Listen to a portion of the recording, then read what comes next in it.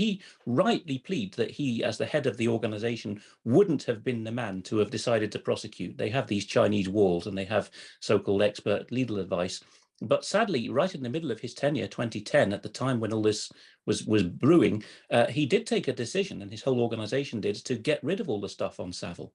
So he's not squeaky clean here. Right. And the reason you're raising it, of course, is because it was scandalous and unparliamentary for the Prime Minister to thrash this out in a debate. My opponent failed to prosecute Savile, but at least in terms of his wording, he was accurate. He didn't say my opponent covered up the prosecution of Savile. No.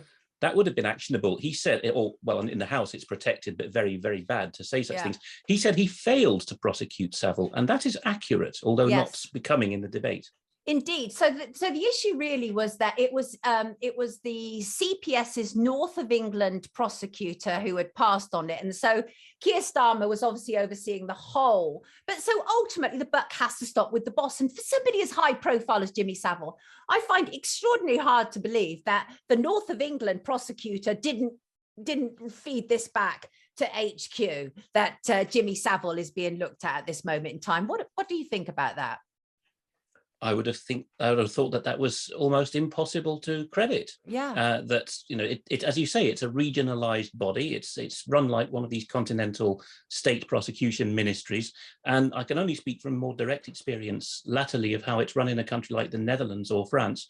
They have great big handbooks. Even Scotland does. We know from our UK column Scottish reporting from David Scott. They have books, thick books of how to prosecute, what the policies are. If you come across a big name, what to do, which of them are above the law. It sounds filthy and corrupt, but it does happen in Scotland and the continent, and I'm beginning to suspect England and Wales as well. Political figures quite explicitly in countries like the Netherlands will sometimes get sweetheart deals, and they have a formal principle, a name for this over on the continent. They call it the principle of opportunity, from the sense of it is not opportune to prosecute this man. Right, because he's too powerful or influential. So no, it is inconceivable that this would not have been known to CPS headquarters.